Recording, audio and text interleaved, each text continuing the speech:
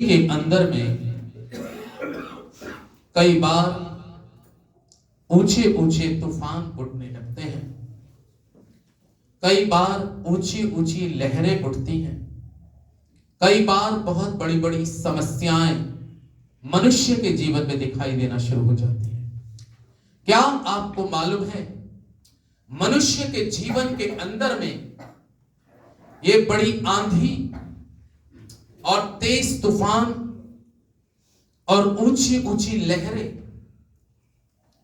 ये सब चीजें मनुष्य के जीवन में जब आना शुरू होती हैं तो उसके जीवन का कोई ना कोई कारण होता है कि कहीं ना कहीं किसी हद में वो परमेश्वर से या उसकी उपस्थिति से दूर है। परमेश्वर के लोगों, एक परमेश्वर का नबी है और जिसका नाम योना है। योना की चर्चा आपने एक बार नहीं अनेक बार सुनी होगी, लेकिन परमेश्वर का जब वचन खुलता है तो परमेश्वर का वचन जब खुलता है तो वो कुछ नई बात करता है।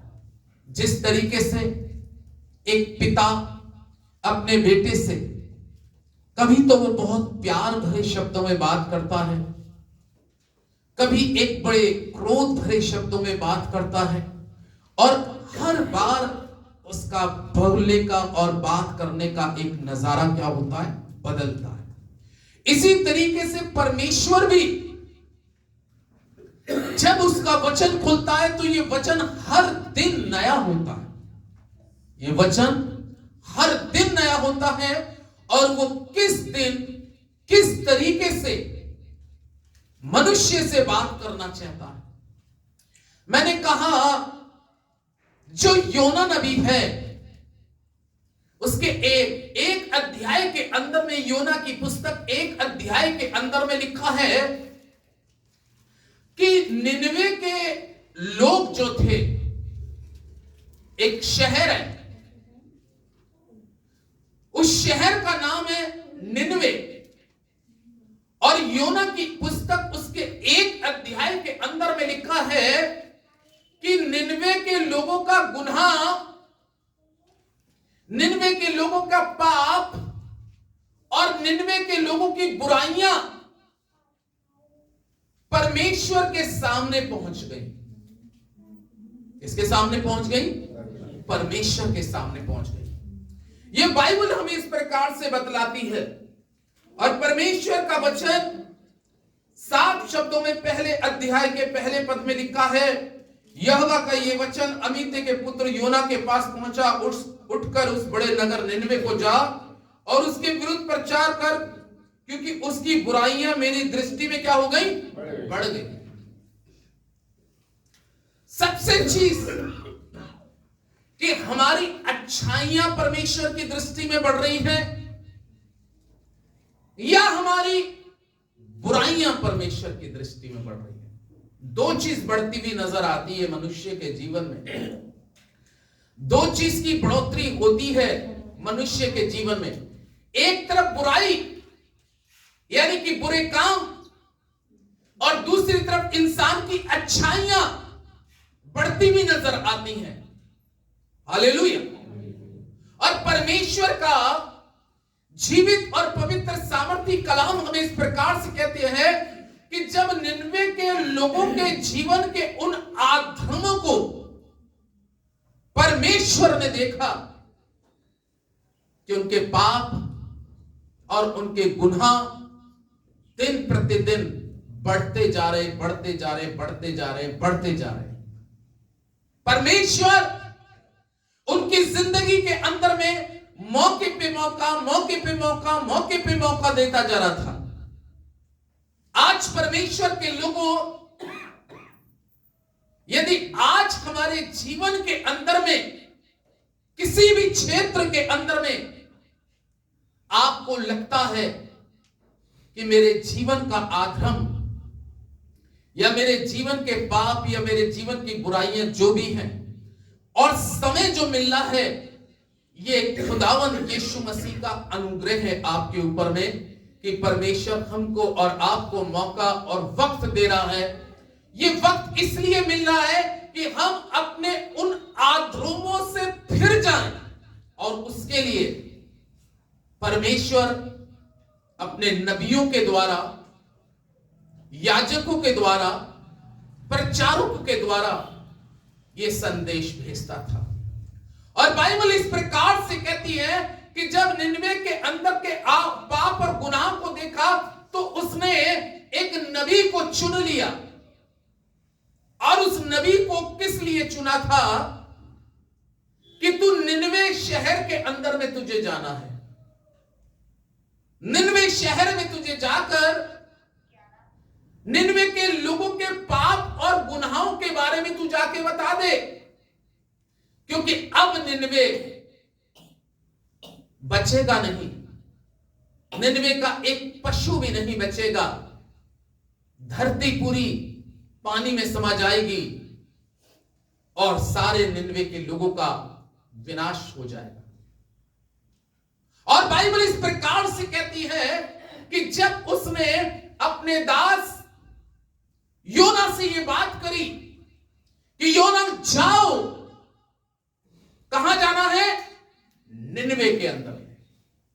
लेकिन कई बार परमेश्वर के लोगों, परमेश्वर हमें आज्ञाएं भी देता है, वचन के द्वारा बतलाता भी है कि हमें परमेश्वर की आज्ञा का पालन करना है। लेकिन उसके बावजूद भी मनुष्य का यह हृदय इतना सख्त और इतना कठोर है, जबकि उस वक्त का ये एक बड़ा नबी है। वचन में लिखा है कि ये चल तो दिया, लेकिन जब समुद्र के किनारे आके खड़ा हुआ तो इसको दो जहाज दिखाई देते हैं। एक जहाज निनवे की तरफ जा रहा है और दूसरा जहाज तर्शीश की ओर जा रहा है। जीवन के अंदर में यही फैसला लेना है कि परमेश्वर ने कहां भेजा है और आप कौन से जहाज में चढ़ गए, कौन सी किश्ती में आप चढ़ गए। परमेश्वर किस जहाज में आपको भेजकर किस जगह भेजना चाह रहा है और आप किस जहाज में बैठकर किस जहाज की तरफ जा रहे हैं। इसलिए नीति वचन की पुस्तक कहती है 3 अध्याय के अंदर में कि तू अपनी समझ का सहारा ना ले। कई बार मनुष्य जब अपनी बुद्धि का प्रयोग करना शुरू कर देता है कि वो सोचता है कि मैं बहुत बुद्धिमान व्यक्ति हूं। परमेश्वर की दृष्टि में मनुष्य की बुद्धि शून्य के बराबर है, कुछ नहीं। वचन में लिखा है 2 जहाज उसको मिल गए।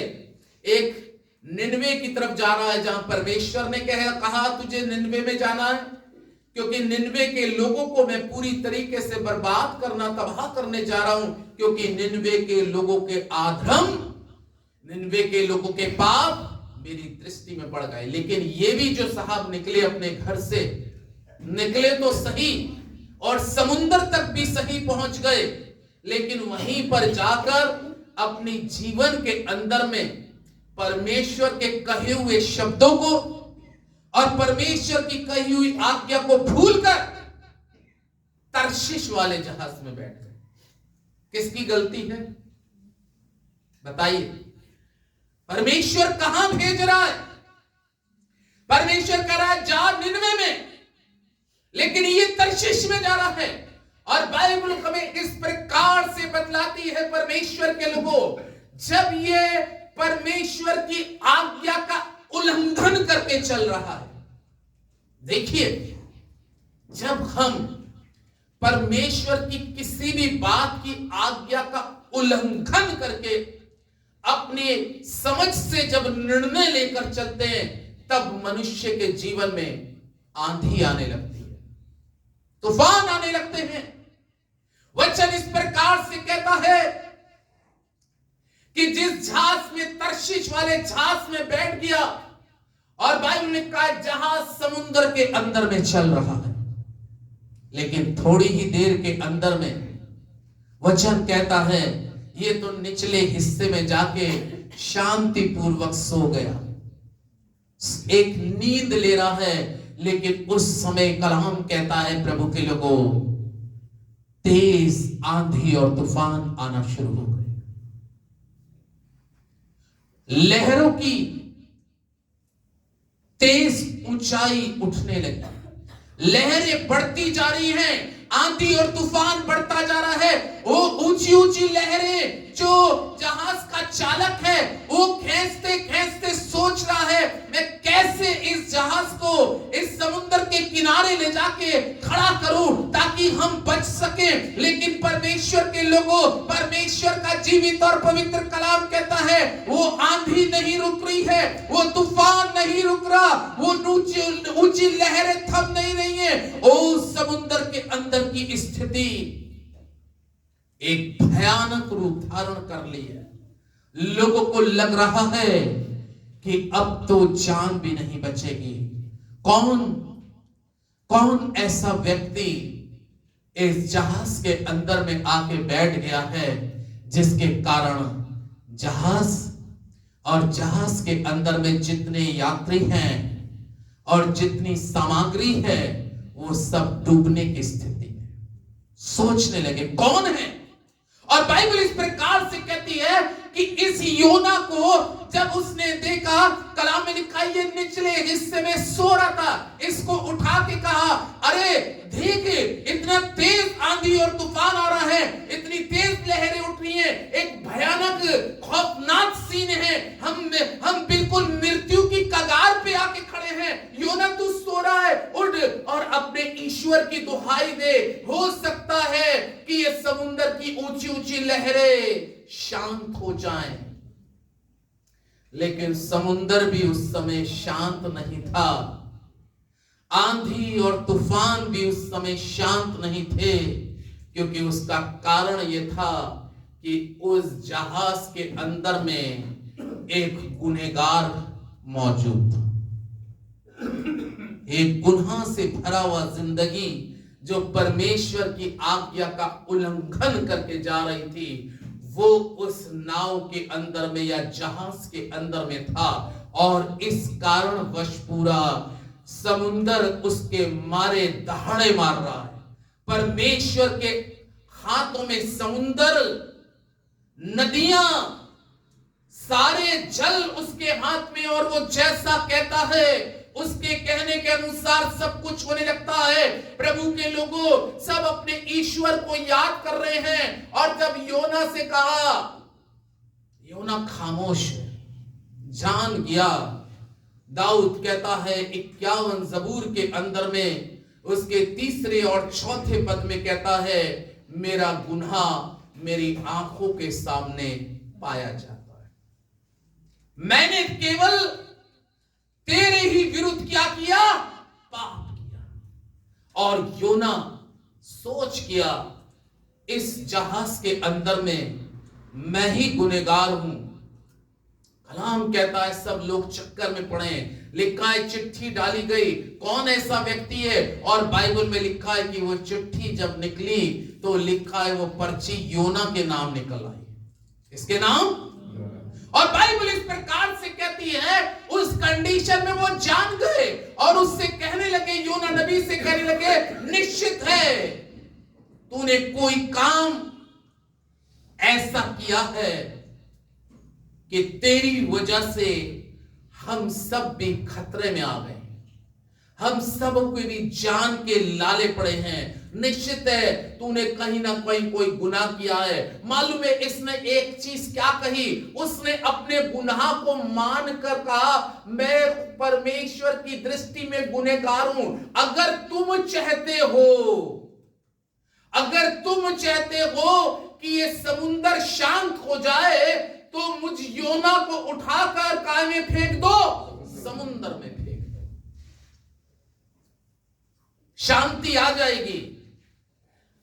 ये लहरें जो तेजी के साथ उठ रही हैं, जो बार बार टक्करें आके मार रही हैं, अगर तुम चाहते हो तो इस मुझ योना को उठाकर समुंदर में फेंक दो तो समुंदर शांत हो जाएगा। वो कहने लगे हम तेरे साथ क्या व्यवहार करें, इस समय हम तेरे साथ कौन सा काम करें कि हम बच सके, समुंदर शांत हो सके। उसने कहा ये समुंदर शांत नहीं होगा, ये लहरें शांत नहीं होंगी, ये मुसीबत कम नहीं होगी, क्योंकि मुसीबत का कारण मैं ही हूं।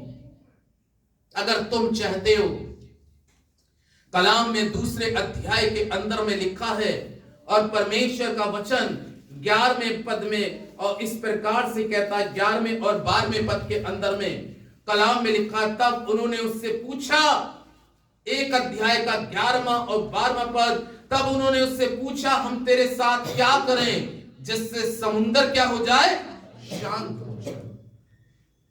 क्या करें, मुसीबत में फंस चुके हैं, परेशानी बिल्कुल सिर पे रखी है, मौत बिल्कुल नजदीक है, ये समुंदर हम सबों को तेरे साथ निगलने के लिए पूरी तरीके से तैयार है। क्या करें हम? जान गया, कह रहा मुझे उठा के काय में फेंक दो, समुंदर में फेंक दो, मुझे उठा के समुंदर में फेंक दो तो कह रहा है समुंदर क्या हो जाएगा, शांत हो जाएगा, समुंदर शांत हो जाएगा। कई बार हमारे जीवन के अंदर में ये कारण जो बनते हैं, बड़ी मुसीबत के कारण जो बनते हैं, बड़ी परेशानी के कारण जो बनते हैं, ये कारण प्रभु के लोगों हम खुद होते हैं। हालेलुया, स्वयं में हम खुद होते हैं। सोचने लगे, परमेश्वर का कलाम कह रहा है मुझे उठा के समुंदर में फेंक दो तो समुंदर शांत हो जाएगा, तब समुंदर शांत हो जाएगा।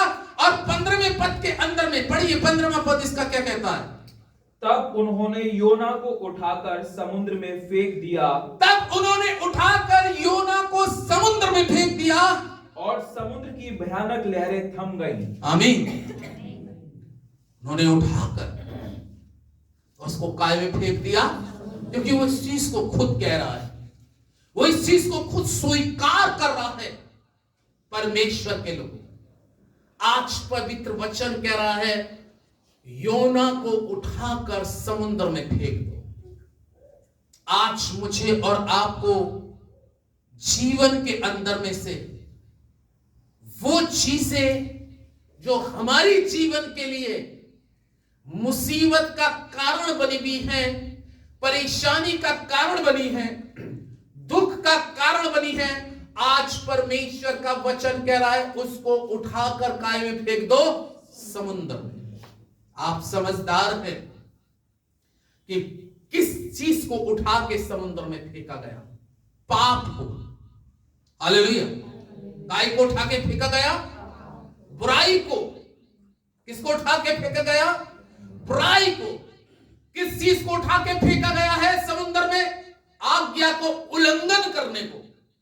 आज जिस क्षेत्र के अंदर में हमें लगता है कि हमारे इन कारणवश में समुद्र में तेज आंधी तूफान आ रही है, लहरें बढ़ रही हैं, मुसीबत बढ़ रही है, परेशानियां बढ़ रही हैं, कष्ट बढ़ रहे हैं, कर्ज बढ़ रहा है, समस्याएं बढ़ रही हैं, और हम दिन प्रतिदिन दबते जा रहे हैं, दबते जा रहे हैं, दबते जा रहे हैं, क्योंकि उसका कारण यह है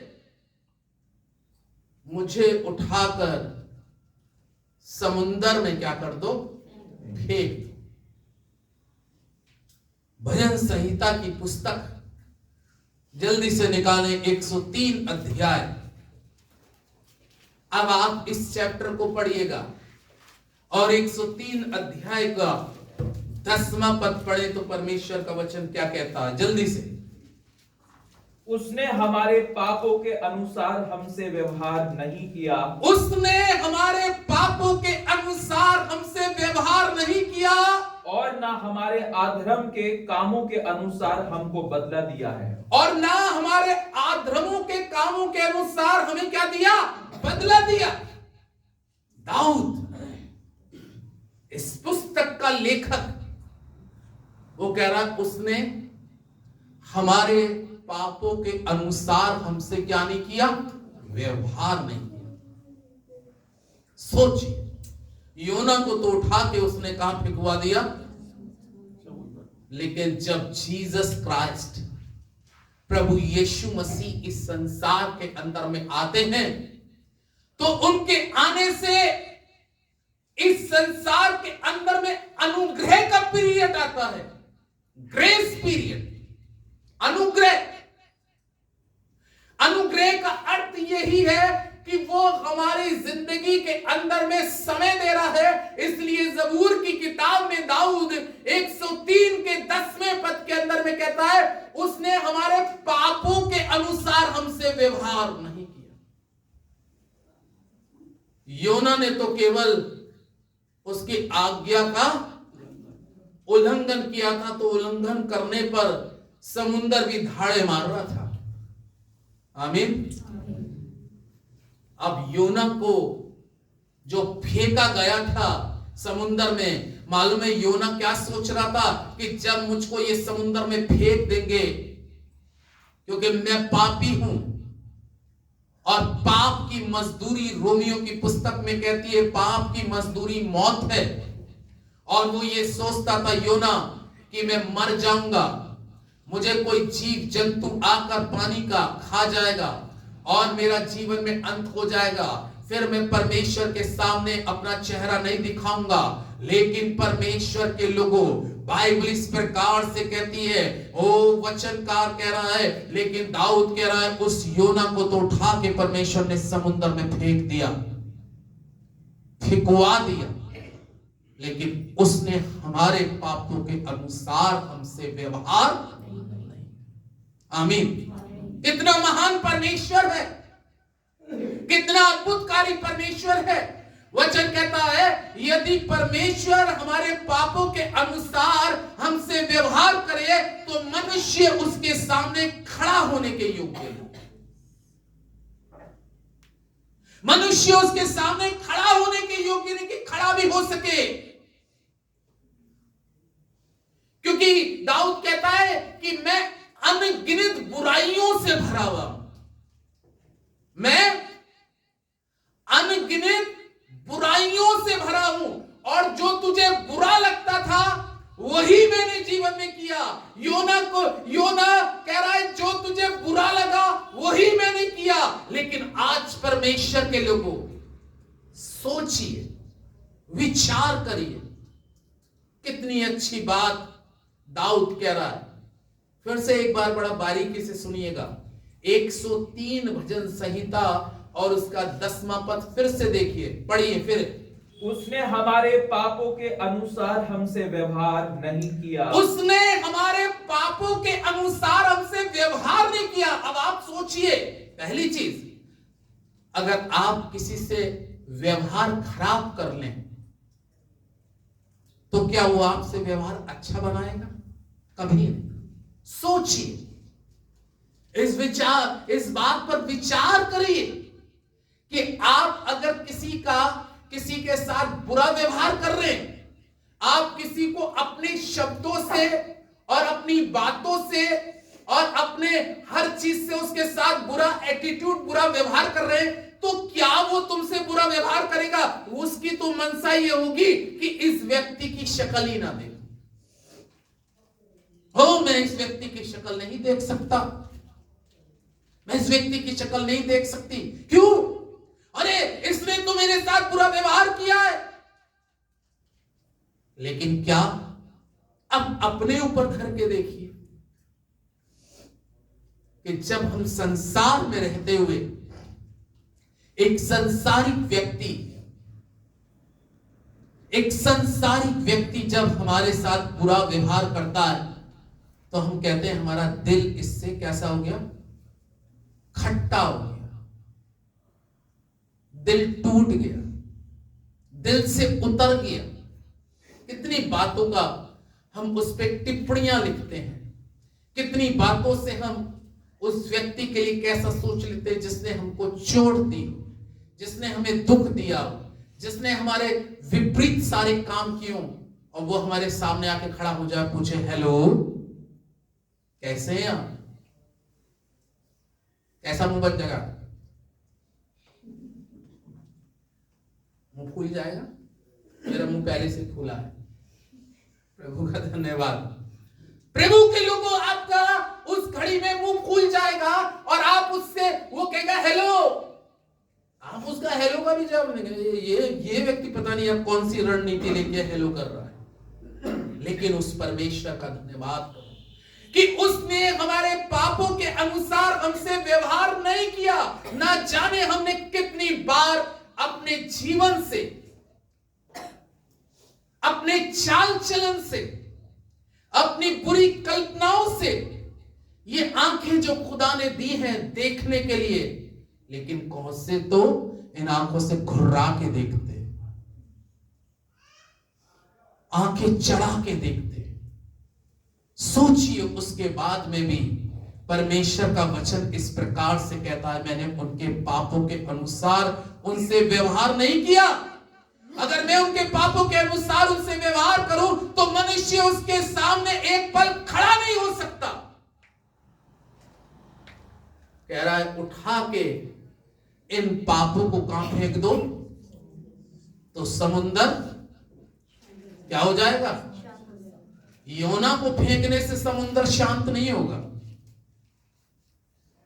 योना के जो अंदर था, जो हमारे अंदर है, उसको आज हमें उठा के फेंकने की जरूरत है। प्रभु के लोगों, मालूम है परमेश्वर का वचन देखिए, जब मनुष्य, पता है योना ने किस जगह पर पश्चाताप किया? बाइबल में लिखा है कि जब योना को समुद्र में फेंका गया तो योना ने कहां भी पश्चाताप किया? मछली के पेट के अंदर। कुछ बाइबलों में मछली का जिक्र है और कुछ बाइबलों में मगरमच्छ का जिक्र है। था तो कोई, चाहे मछली हो या मगरमच्छ। हमारी बाइबल में मगरमच्छ आता है, लेकिन पुरानी बाइबल जो शुरू की हुआ करती थी उसमें मछली का जिक्र आता है।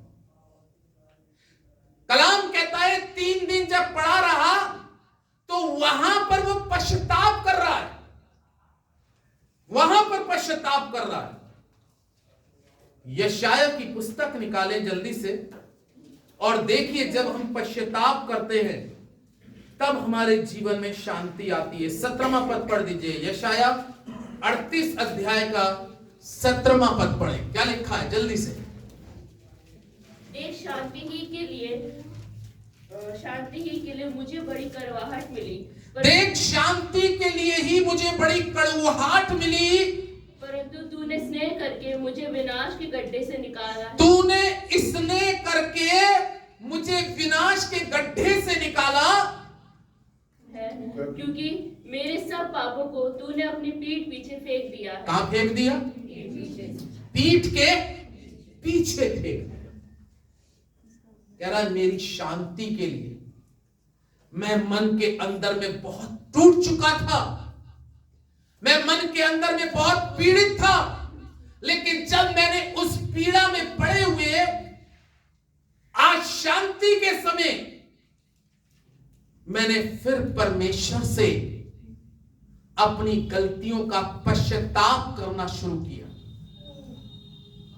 क्योंकि जब मनुष्य के जीवन में आधर्म आता है, जब आधर्म जन्म लेता है, पाप जब जन्म लेता है तो बाइबल लिखा है पाप की अभिलाषाएं बढ़ती जाती हैं और अभिलाषा गर्भवती होती है और वो बहुत से पापों को क्या दे देती है? जन्म दे। जैसे सांप के अंडे जब होते हैं तो ढेर सारे अंडे छोटे छोटे होते हैं, लेकिन जब उसमें से बच्चे निकलते हैं तो कैसे हो जाते हैं? ढेर सारे, सब पैदा हो गए। इसी तरीके से मनुष्य के जीवन में जब आधर्म आता है, पाप आता है, तो बाइबल में लिखा पाप भी गर्भवती हो जाते हैं। पाप गर्भवती कैसे होता है? एक चीज अगर बोलो, सच बोल दो, सीधी बात खत्म, हाय हाय किचकिच खत्म।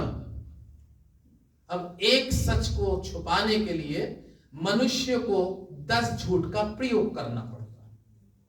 आदम को उत्पत्ति की पुस्तक में लिखा है, परमेश्वर ने आवाज दी, आदम तू कहां है? तेरी शब्द को सुनकर मैं पेड़ के पीछे छुप गया। छुप क्यों गया? जरूर इसने भी कुछ काम कैसा कर दिया, गलत कर दिया, पाप कर दिया। उसने भी आज्ञा ही तोड़ी थी। एक आवाज में निकल के आता था, मैं यहां हूं, मैं यहां हूं। जब तक हम सही होते तो एक आवाज में निकल के आते। जब हमारे जीवन के अंदर में पाप पैदा होता है तो हम छुपते हैं। पाप हमारे को परमेश्वर के सामने जाने से, याकूब 1 में लिखा है वचन आईना है, और जैसे जैसे हम देखते हैं तो हमें सभी को मालूम है, किसी को कुछ बताने की जरूरत नहीं है, सभी पढ़े लिखे लोग हैं और सभी को बाइबल का ज्ञान भी है। किसी को थोड़ा है, किसी को ज्यादा है, लेकिन जिसको ज्यादा ज्ञान है वो ज्यादा पिटाई खाएगा बाद में। वो इसलिए ज्यादा पिटाई खाएगा क्योंकि तेरे पास तो ज्यादा ज्ञान था, उसके बावजूद भी तू योना जैसी हरकत कर रहा है। योना के पास में ज्ञान कम था क्या? नबी था। कौन था? दाऊद के पास क्या आत्मिक ज्ञान कम था? मन के मुताबिक था। ऐसे लोग बाद में बहुत पिटाई खाएंगे अगर जीवन के अंदर में सही पश्चाताप वक्त से पहले ना करने। मृत्यु के बाद में उनका अंत बहुत बुरा है।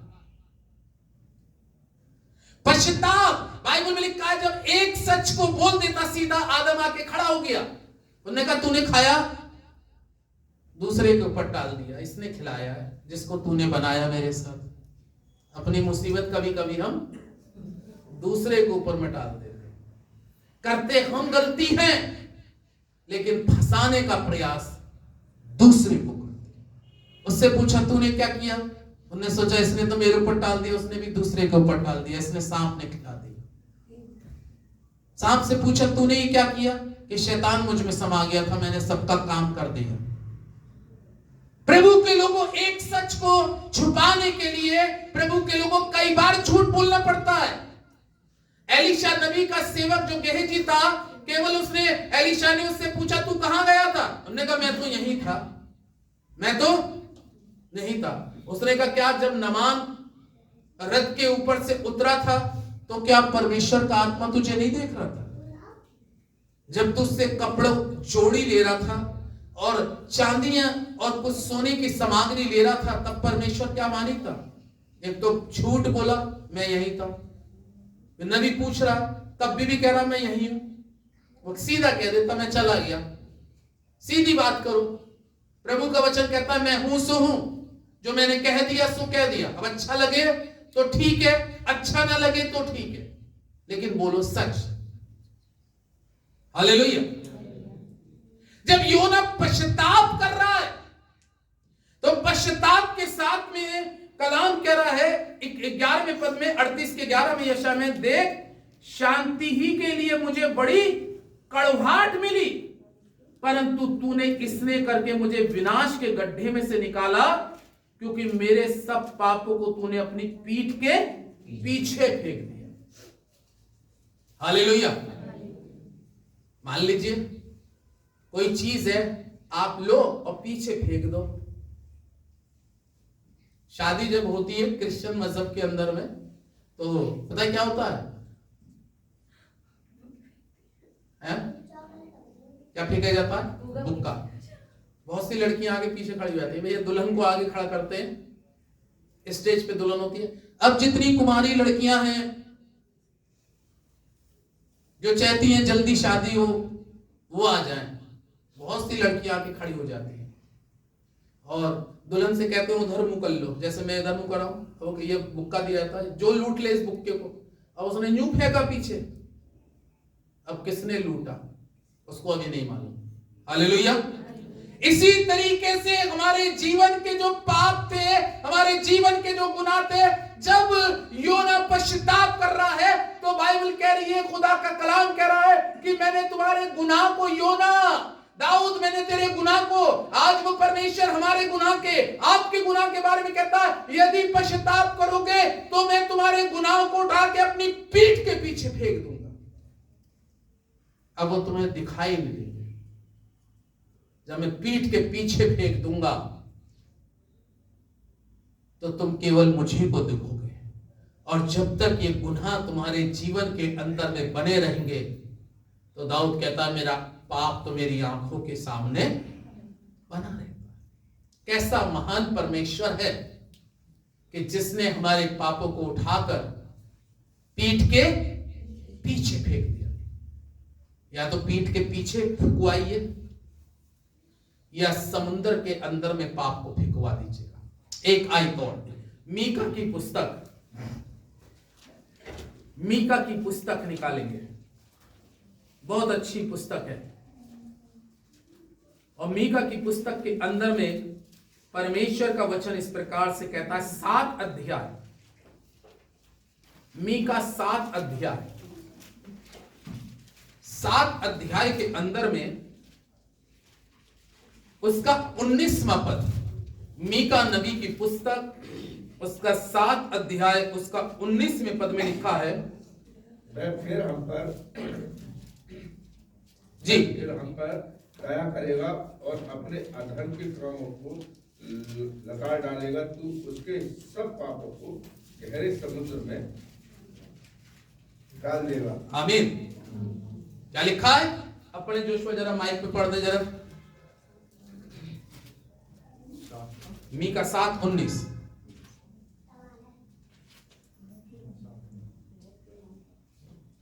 इनको मिला ही नहीं होगी।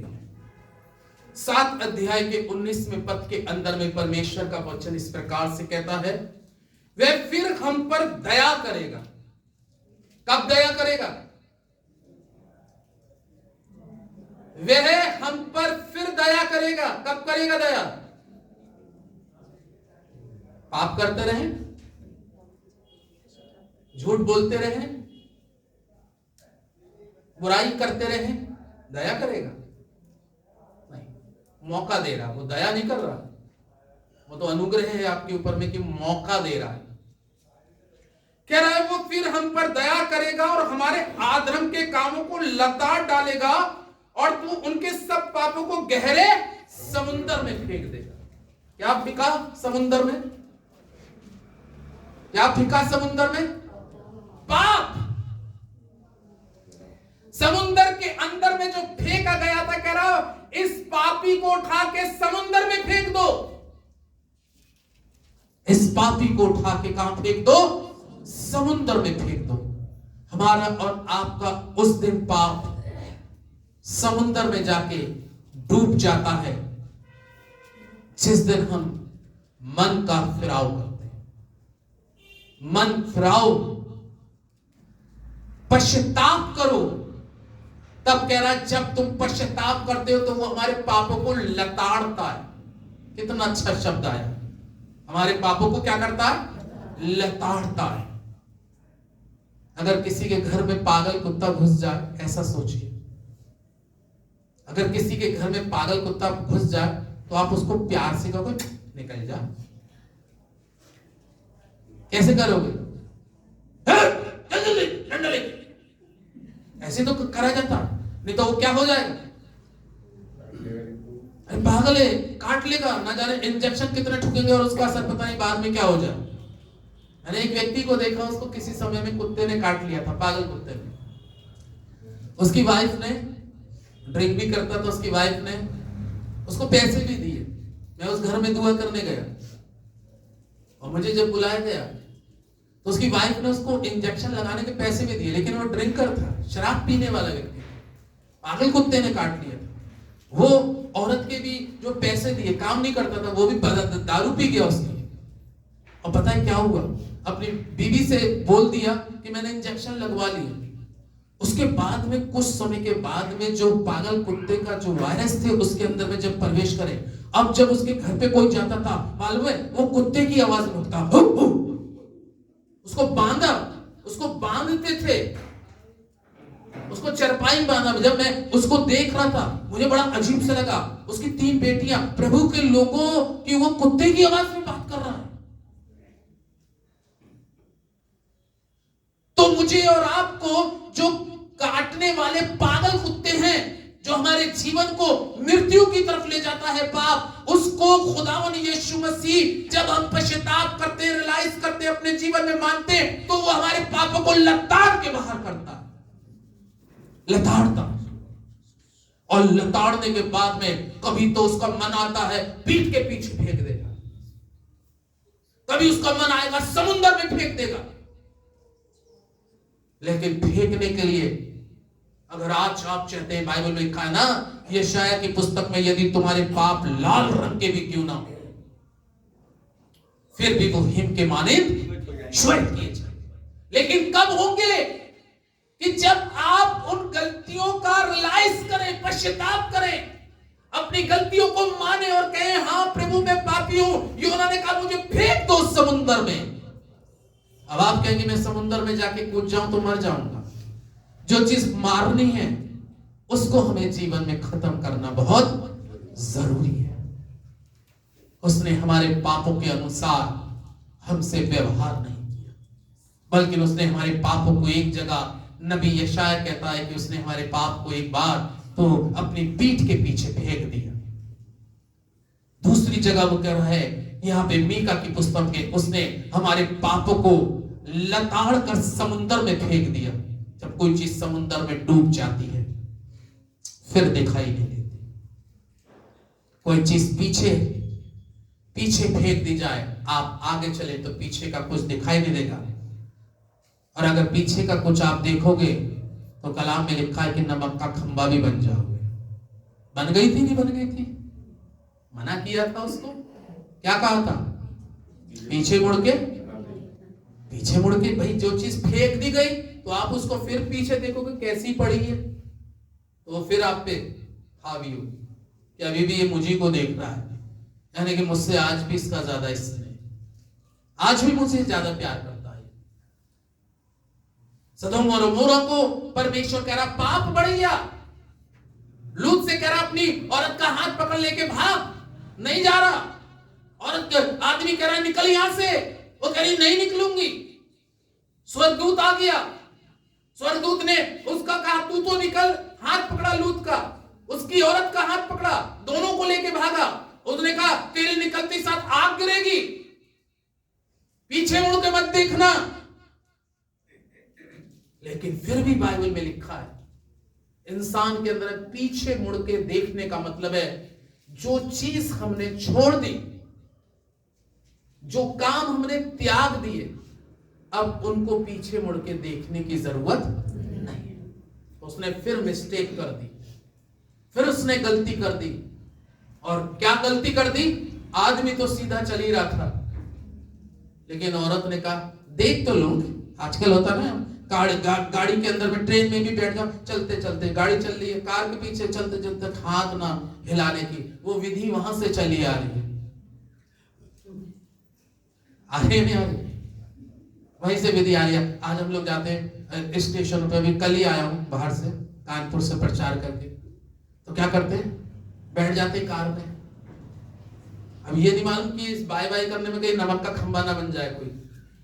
वो नमक का खंबा बन गई। पाप हमें ढेर कर देता है। पता नहीं आप में से किसी ने लूत की औरत की बॉडी देखी या नहीं देखी? तेजवीर भैया को तो दिखा दिया, हाथ में ले जाके अभी गौरव भाई को भी वो बॉडी दिखा दी हमने। प्रभु के लोगों, ये चीज है।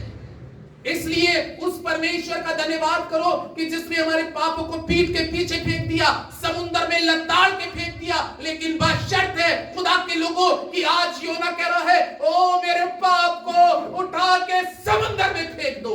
आज वो चीजें जो आपको आपके खुदा के पास जाने से रोक रही हैं, आज वो चीजें जो आपका सही परमेश्वर से इनकाउंटर होने से रोक रही हैं, वो कोई भी चीज क्यों ना हो, चाहे कितनी बहुमूल्य चीज क्यों ना हो, लेकिन प्रभु के लोगों आज उनको पीछे फेंक दे। ओ पौलुस कहता है मैं इन सारी चीजों को पीछे फेंक कर आगे चला जा रहा हूं।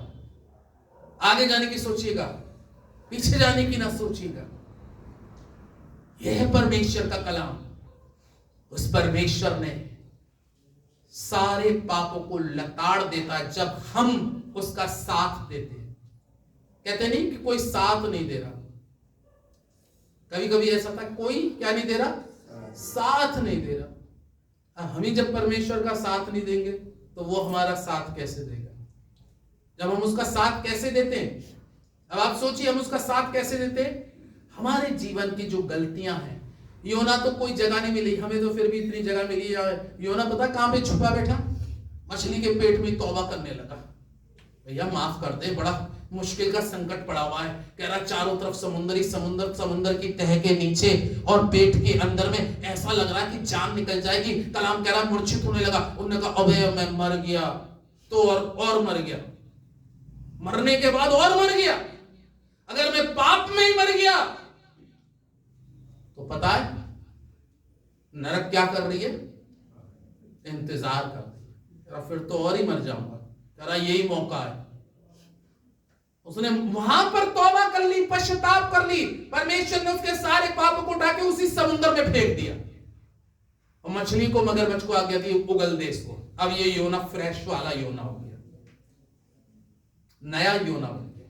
अब जाके कह रहा है निनवे के लोगों याद रखो 40 दिन में निनवे उलट दिया जाएगा, बच जाओ, बस समय है 40 दिन का।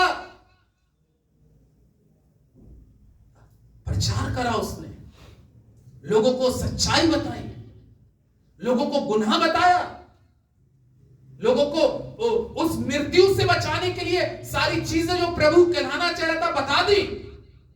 लोग पश्चाताप में आ गए, राख पे बैठ गए, टाट ओढ़ के बैठ गए, अपने अपने गलतियों को, गुनाहों को मानने लगे। जब उन्होंने पापों को, गुनाहों को माना तो जिस समुंदर में योना को फेंका गया, उसके पाप को, वो 1,20,000 लोगों के पापों को काय में फेंक दिया? कहां फेंका? समुंदर में फेंक दिया। अब दिखाई नहीं देंगे। समुंदर में जब फेंक दिया, पाप फेंके गए तो वो बच गए, फिर वो दिखाई देने लगे। हमारे जिंदगी के अंदर में पाप का अंश दिखाई देता है। अच्छी दुआ करनी नहीं आती, कोई बात नहीं। अच्छा प्रचार भी ना करना आता, कोई बात नहीं। गला अच्छा हो या ना हो, ये तो हम लोग संसार को दिखाते। मेरी आवाज बहुत अच्छी है, प्रभु कहेगा तेरी आवाज तो लता मंगेशकर के तमाम मोहम्मद रफी की तरह भी है, लेकिन मैं खुश नहीं हूं। ये आवाज तो कोई भी अच्छी बना सकता है, रियाज करते रहे तो आवाज अच्छी बन जाएगी, लेकिन जिसके लिए गा रहे हैं वो कह देते कि तेरी बेकार है सब कुछ, तूने इंसान को खुश कर लिया। फटा हुआ बांस हो लेकिन परमेश्वर को सुनाई दे। हालेलुया।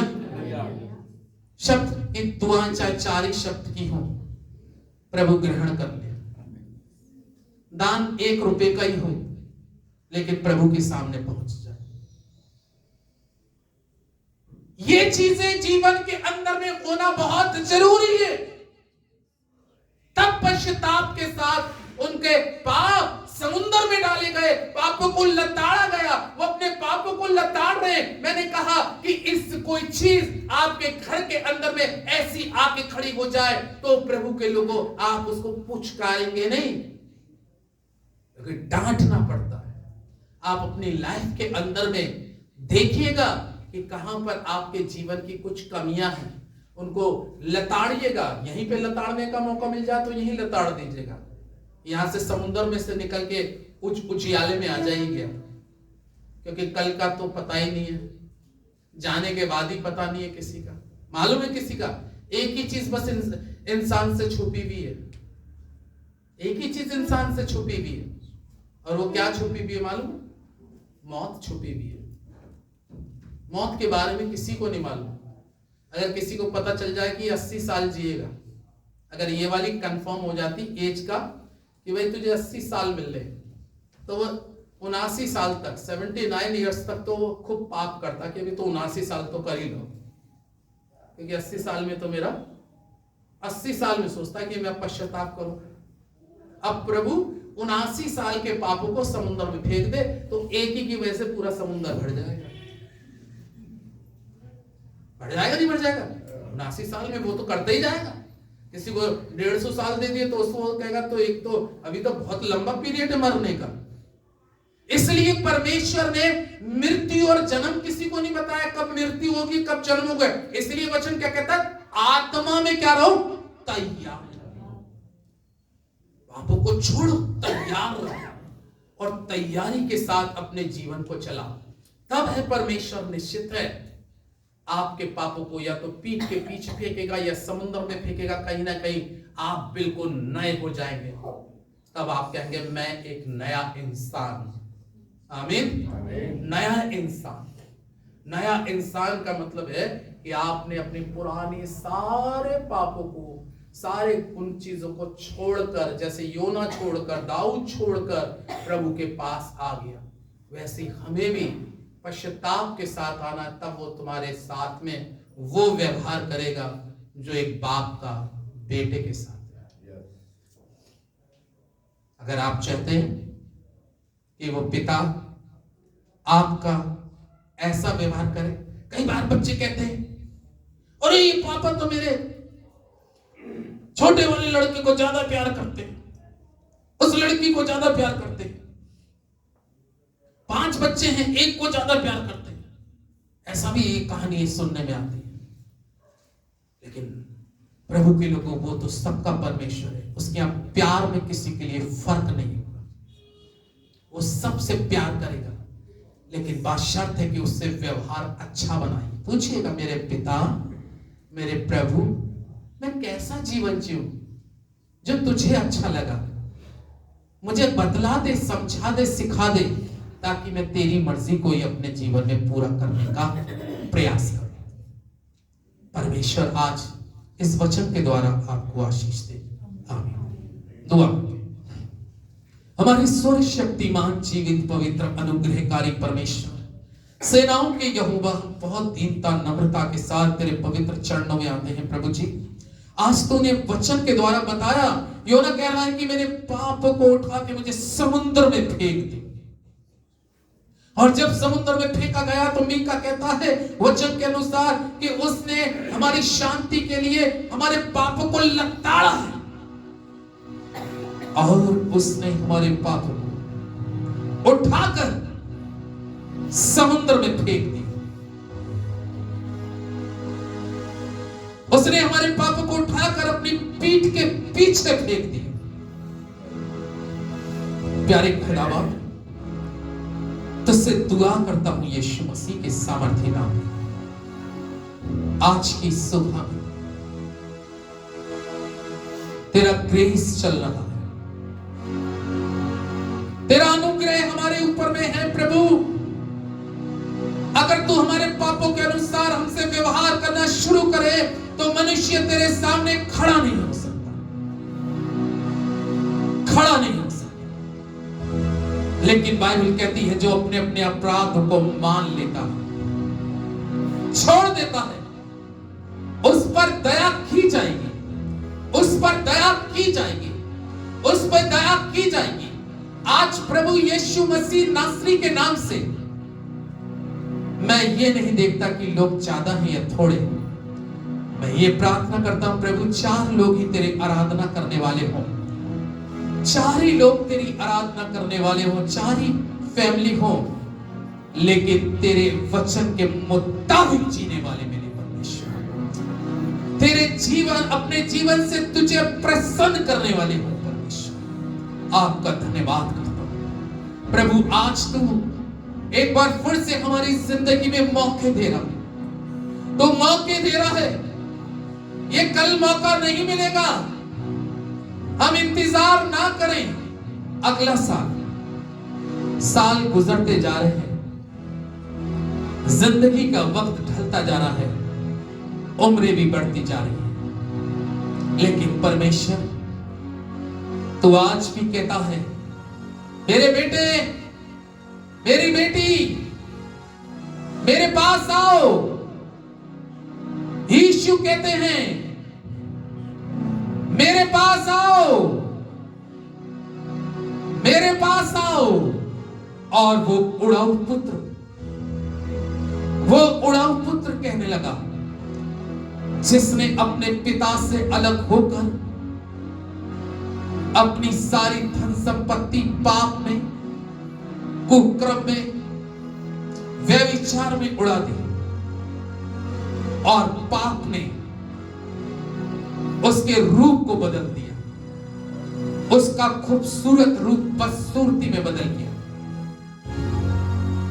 वो बेटा जो बाप के साथ टेबल पे भोजन करता था, उस बाप ने उसको सुअरों के बीच में रहकर सुअरों की फली खा रहा। उसके पिता के घर में ना जाने कितने नौकर चाकर थे, और आज वही सुअर चराने वाला नौकर बन चुका। ये पाप है, ये पाप है। दाढ़ी बढ़ चुकी है, कपड़े गंदे हो चुके हैं, पाप ने सब कुछ मैला कर दिया है।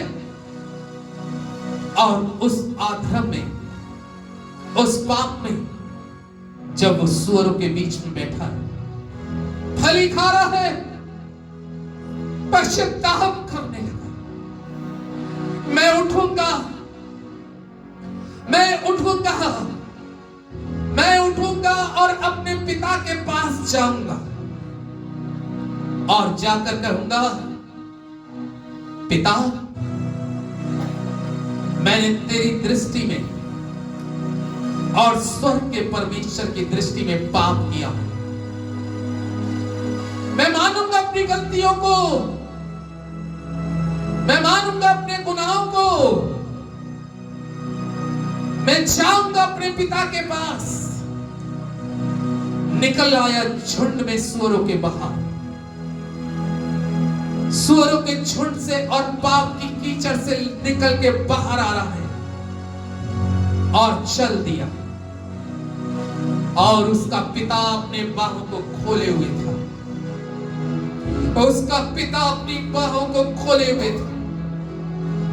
यदि आज हम अपने जीवन के आधर्मों से निकल के बाहर आएंगे, वो अपनी बाहों को खोले हुए, वो अपनी बाहों को खोले हुए। और उस पिता ने दूर से देखा, दूर से देखा, हाँ, ये व्यक्ति अपने जीवन के आधर्म को, पापों को छोड़ के आ रहा है।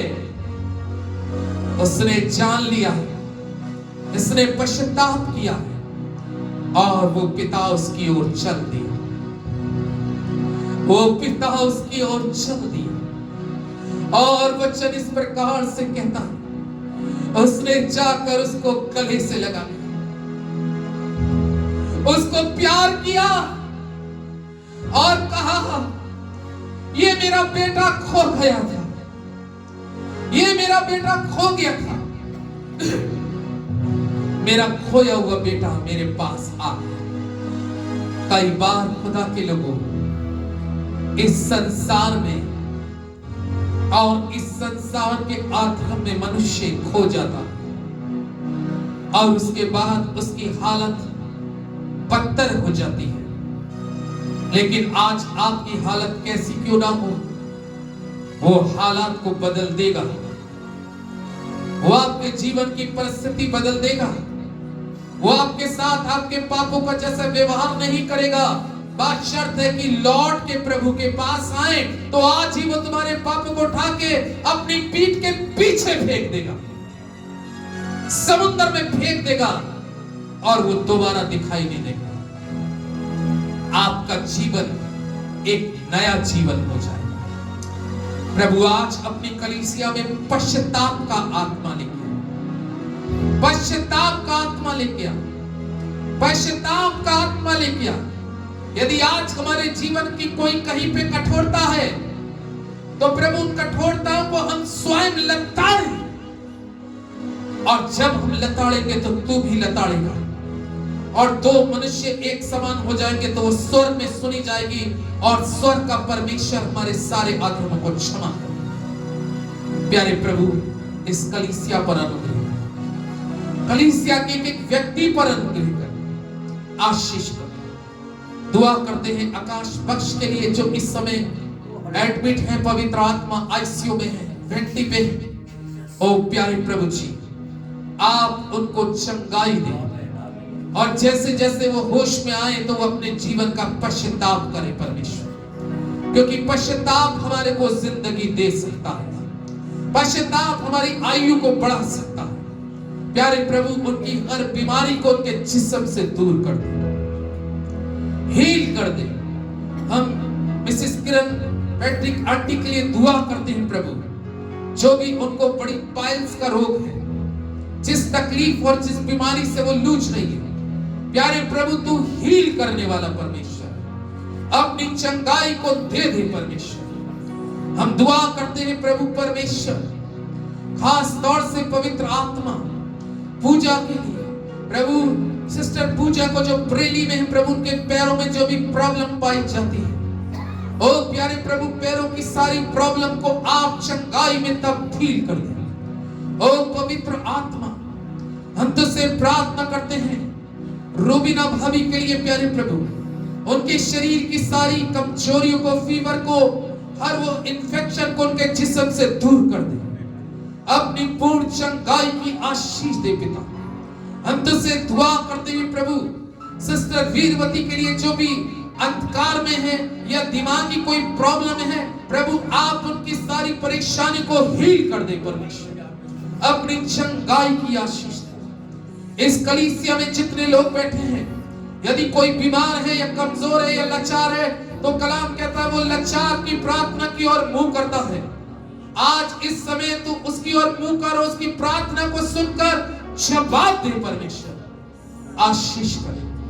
आपका धन्यवाद करता हूं, तेरे हाथों में तेरी कलीसिया को सौंपते हुए आज के वचन को तू आशीष कर, ये वचन एक एक हृदय में जाए, जड़ पकड़े और 30 गुना, 60 गुना और 100 गुना तक फैलाए।